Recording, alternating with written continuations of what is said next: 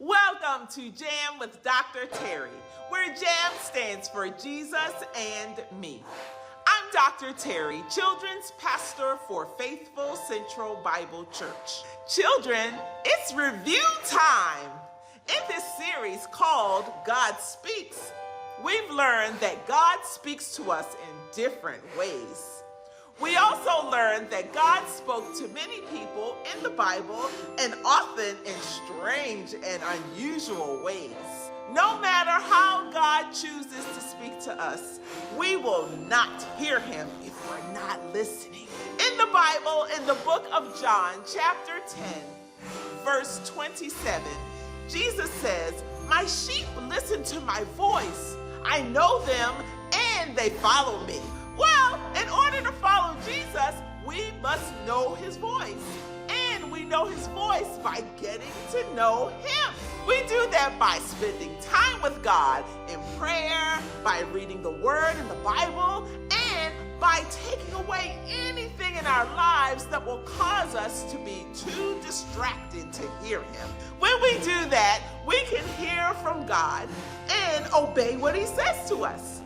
So, we first learned that God speaks to us through his word in the Bible. The word is God-breathed, and it's used to teach us, to correct us, and equip us to do God's work. We also learned that God speaks to us through worship. We worship God when we show him how much he means to us. That can be done by singing and praising him, by praying to him, or even by serving others. Next, we learned that God speaks through people. He spoke to a lot of people in the Bible. Can you remember some of the people we talked about? Okay, I'll give you the ways that God spoke, and you tell me the person you think God spoke to in that way. Here's an example. God spoke to this person through a burning bush. It was on fire, but it didn't burn up. Who was that person?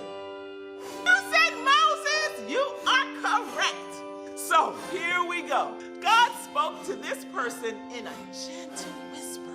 God didn't yell or get this person's attention through fire or wind or an earthquake, but in a still small voice. Who was that person? Elijah. Yes, that's right. Okay. This next person heard God speaking to him when he was a little boy laying in his bed asleep at night. I heard you, that's right again. That was Samuel. This next person was bad. He was mean to Christians because they loved Jesus. But God got his attention by shining a bright light on him, and he was blind. Do you know who that person was? Yep, it was Saul, whose name was later changed to Paul. You're really good at answering these questions.